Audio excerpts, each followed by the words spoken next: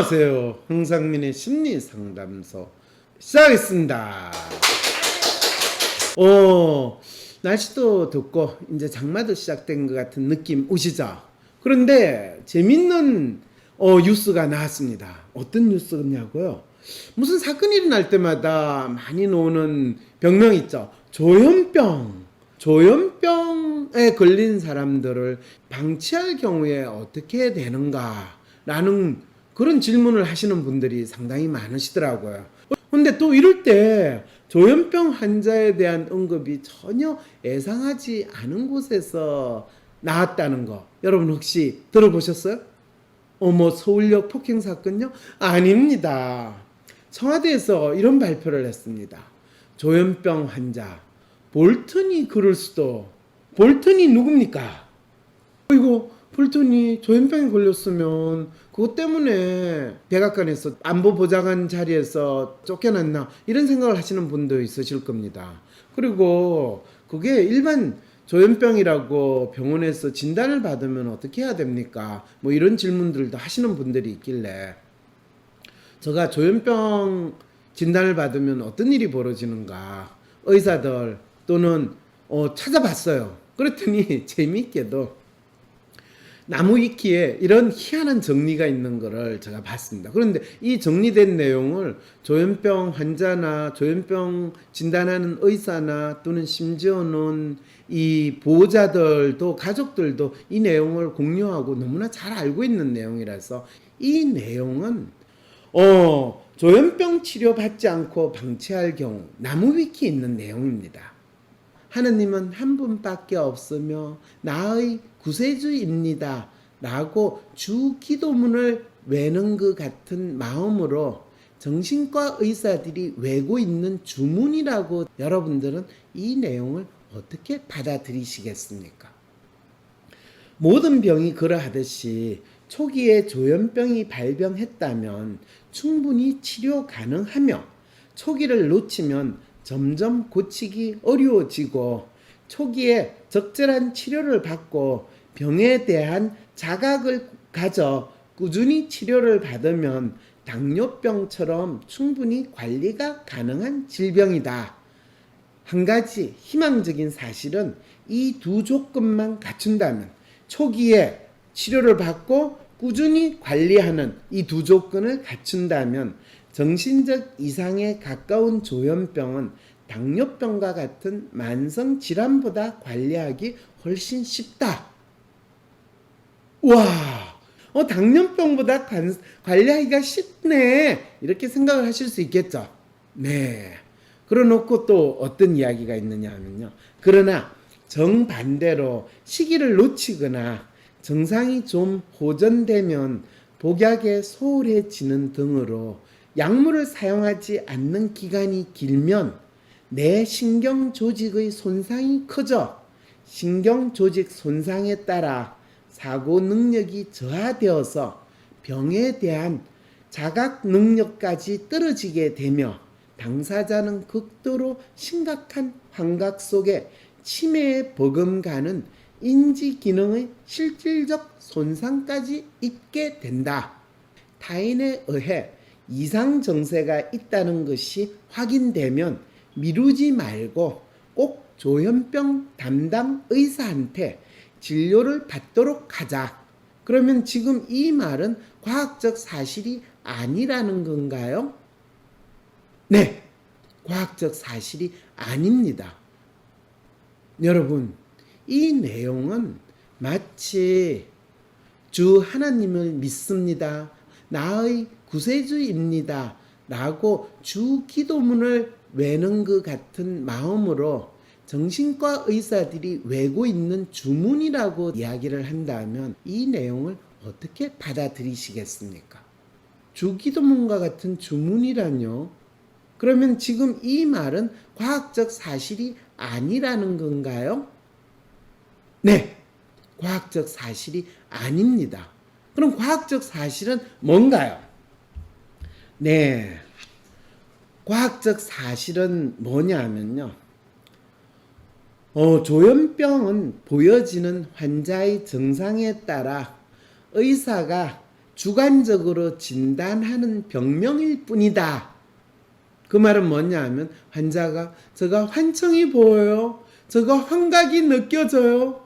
또는 환자의 보호자가 얘가 환청이 있고 환각이 있고 이상한 행동을 하고요. 발작적인 행동을 해요. 그리고 그것이 오래 계속되고 있어요. 올해는 몇 개월로 지난 2, 3개월 동안 계속 그러고 밤에 잠을 못 잔대요. 이렇게 이야기하면 조현병이겠군요. 라고 하는 것이 과학적 사실이에요. 박사님, 그러면 그거는 조현병은 뇌의 손상이 이루어진다라고 이야기하는 말하고 안 맞네요. 네, 의사는 조현병은 뇌나 신경회로의 이상에 의해서 일어나는 병이다라고 믿고 싶을 뿐이지 그것을 확인할 수 없다라는 것이 사실입니다. 아니 믿고 싶다는군요. 도파민 문제 때문이라고 이야기하는데 그럴 때 도파민 가설이라고 이야기를 합니다.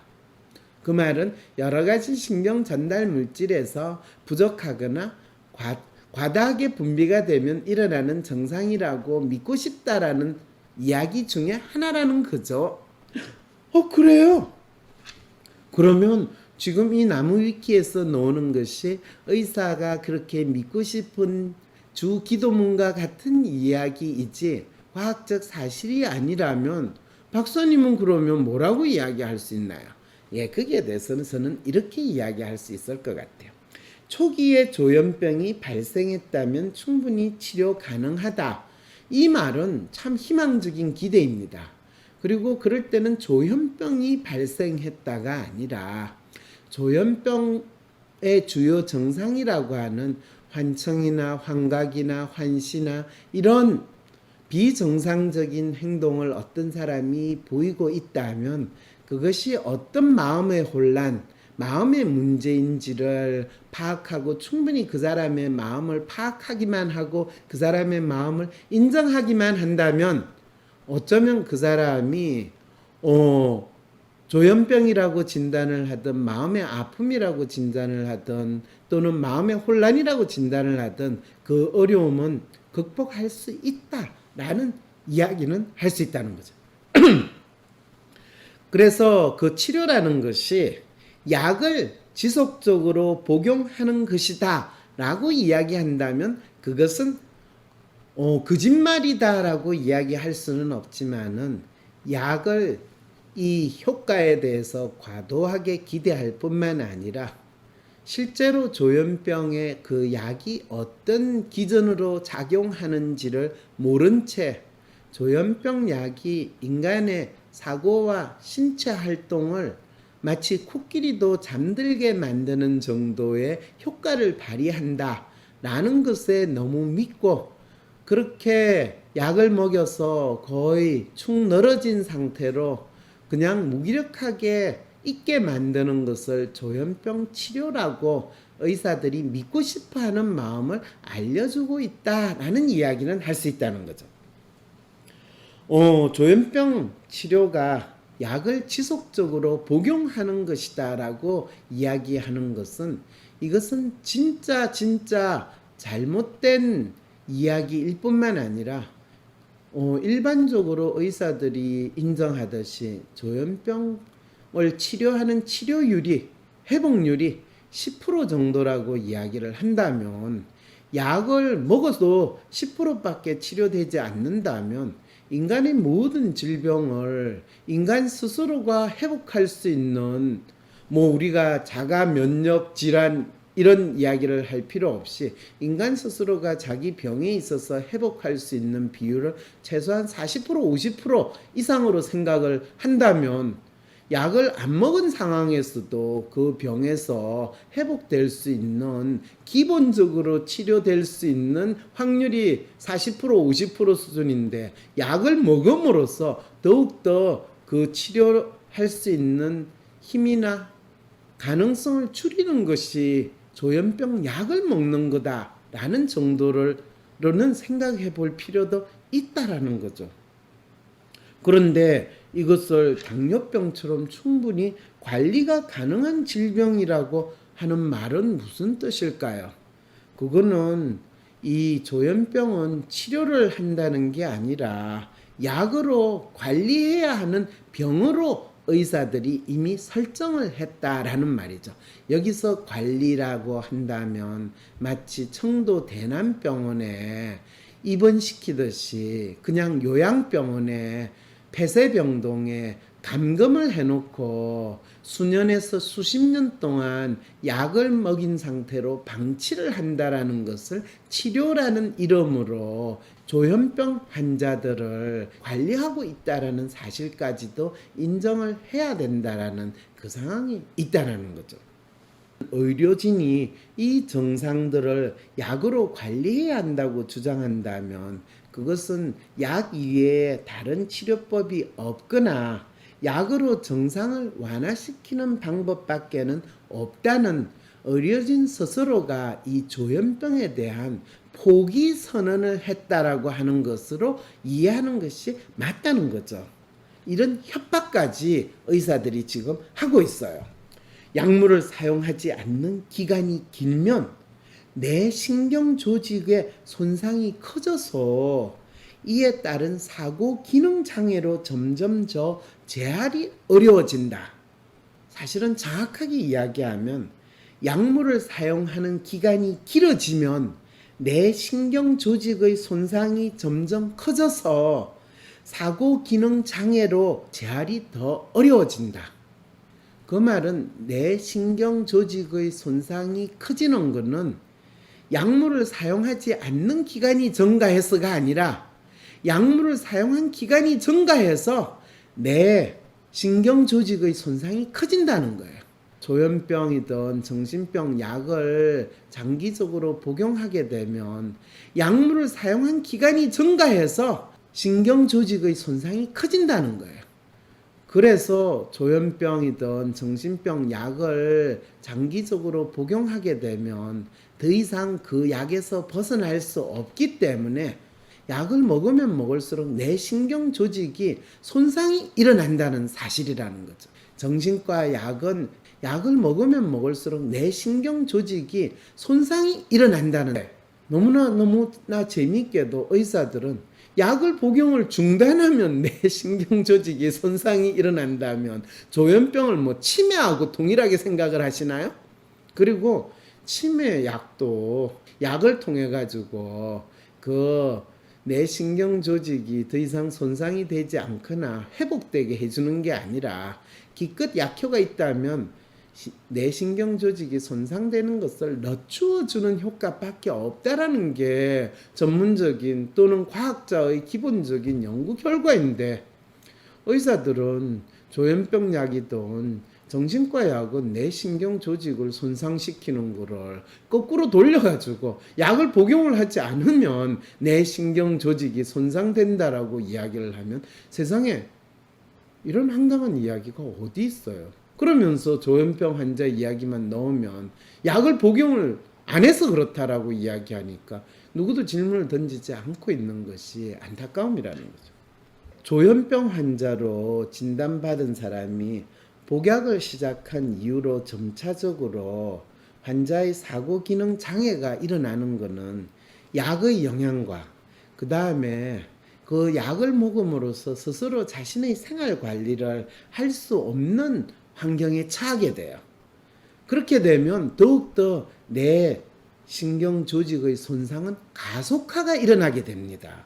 그 말은 뭐냐 하면 내가 아무 활동 못하고 가만히 있고 그 다음에 그냥 약만 먹으면 멍하게 있게 되면요. 내 신경 조직은 더 이상 신체 활동이 일어나지 않은 상황이 되면 더 퇴화하는 속도가 더 빨리 일어난다는 거죠.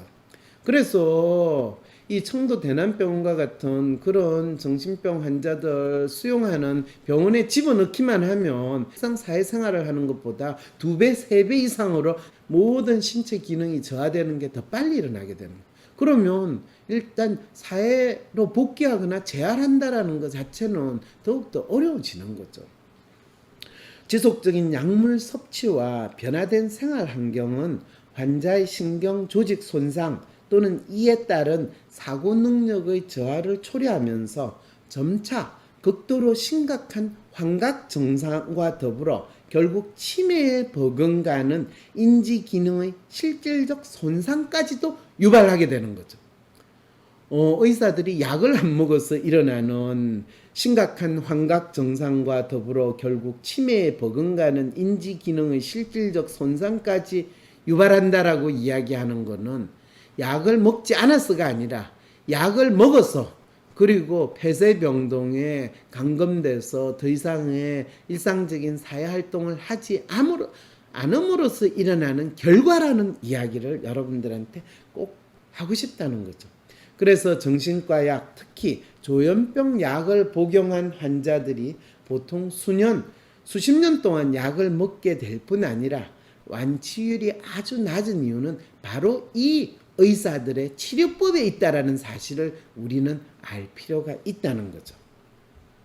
그래서 실제로 일어나는 현상, 사례들을 잘 살펴보게 된다면 우리는 나무위키 7-3에 조현병 치료받지 않고 방치한 경우에서 나온 결론과는 다른 사실과 생각을 해볼 수가 있는 거죠.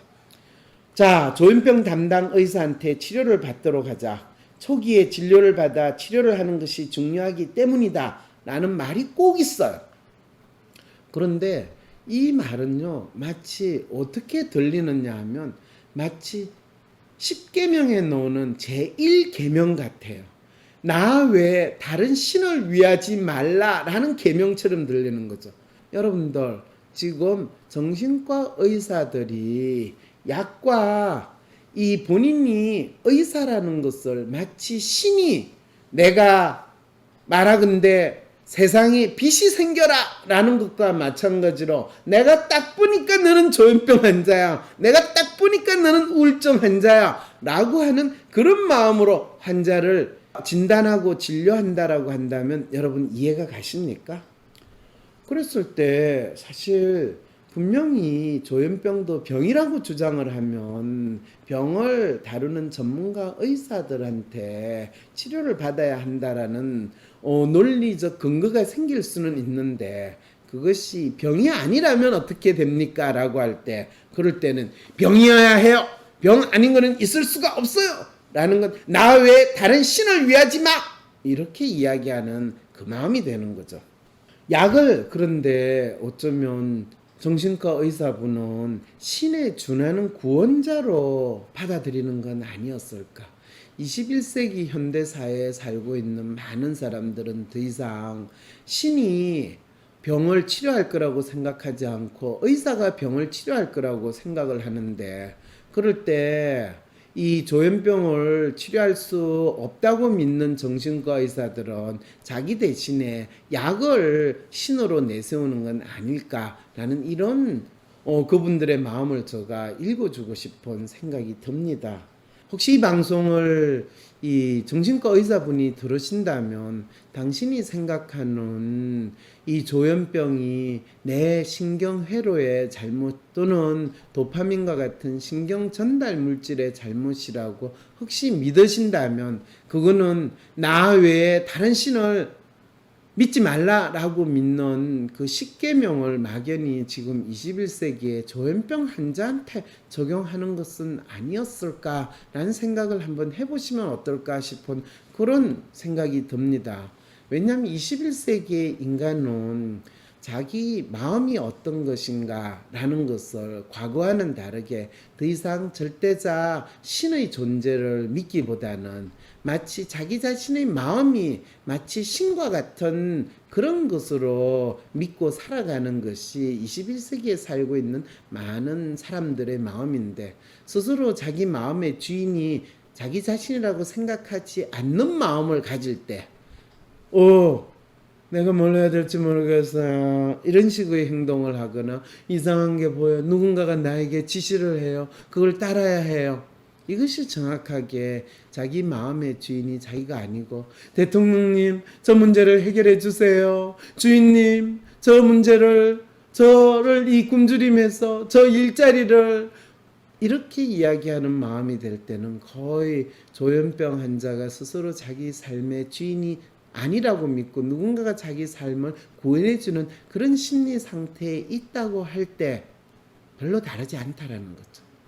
그래서 문재인 대통령이 한반도 운전자론을 내세우면서 한반도의 평화는 북한 김정은의 변덕이나 위협 또는 미국 트럼프 대통령의 장사 속에 의한 이 돈 뜯기는 거 또는 협박 이런 거에 굴하지 않고 한반도의 운명은 내가 결정하겠다 또 우리가 결정해야 된다라는 마음으로 이 북한 김정은의 이 마음과 트럼프의 마음을 좀 연결시켜 가지고 야 니들이 원하는 거를 잘 좀 그래 해봐. 그 대신에 한반도의 운명은 내가 결정할 거고 이 대한민국의 평화는 바로 내가 주인이야 라는 마음으로 했다라는 것을 이 조현병 환자를 치료하는 정신과 의사의 마음은 북한 김정은한테는 핵미사일만 있으면 내가 이 한반도의 운명을 이 바꾸는 주인이 될 수 있을까? 아니면 우리 정권을 유지할 수 있을까? 아니면 남한이 어떻게 됐든 북한이 어떻게 됐든 상관없어. 이거를 기회로 가지고 더 돈을 많이 뜯어내기만 하면 내가 다음 선거에 재선도 될 수 있을 거야 라고 믿는 그런 마음들이 다 조현병 가진 인간들의 마음이든 아니면 누군가가 혼란스러운 마음을 제대로 파악하지 못하고 한반도 평화와 김정은과 트럼프와 이게 이제 조현병이라는 것의 그 정상을 제가 잘 엮으면 일어난다니까 여러분 이 한반도 평화 전략이라는 것과 조현병 치료 방안을 찾는 것이 이토록 유사하다라는 거. 그래서 볼턴이 문재인 대통령이 조현병 환자와 같다라고 이야기한 거에 핵심 이유가 어디에 있는가 이제 조금 더 이해가 되시죠?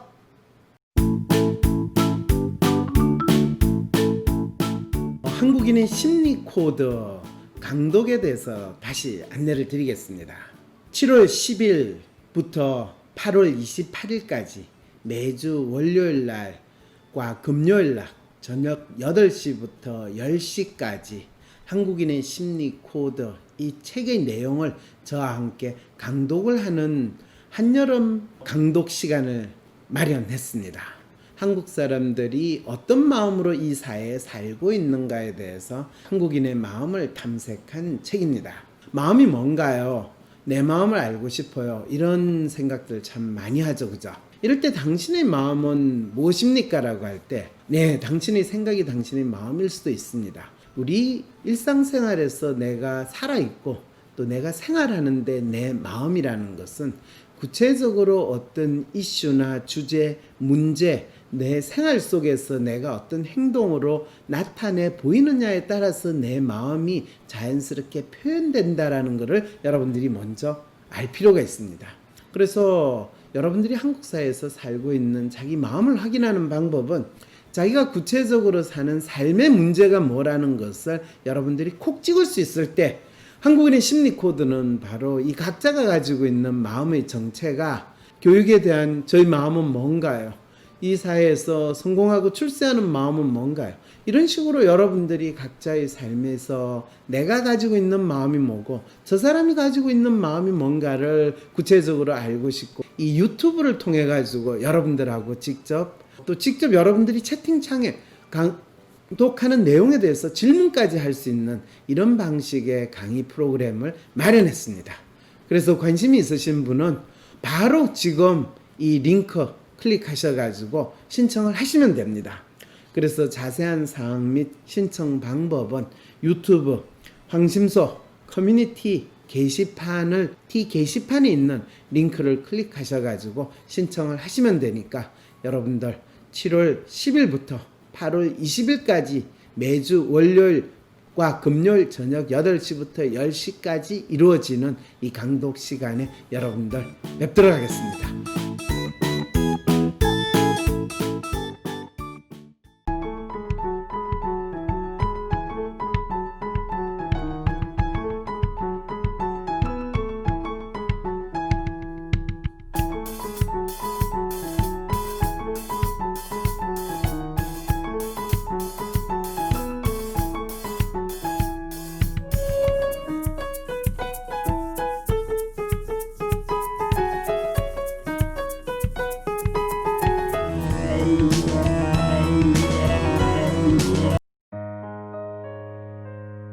위즈덤 센터가 삶을 고민하는 많은 분들에게 사회적 기업 활동으로 무료 상담을 받을 수 있는 프로그램을 만들었습니다. 상담 비용이 부담스러우신 분, 자신의 고민이나 아픔의 정체가 무엇인지 알지 못해 상담을 주저하셨던 분을 위해 상담 기회를 제공합니다. 상담을 통해 자신의 마음을 확인하고 자신의 문제에 대한 통찰을 경험할 수 있을 것입니다. 황상민 박사님과 1:1 비공개 상담을 할 수 있다고요? 비슷한 WPI 프로파일, 상담 사연을 봐도 알 수 없었던 자신의 본질적인 문제를 파악하고 생각지도 못했던 실용적인 해결 방법을 얻으실 수 있습니다. 자기 삶의 통찰을 얻으시고 반복되는 문제에서 벗어나 원하시는 삶을 살아가세요. 관련 문의는 위즈덤 센터로 연락 바랍니다.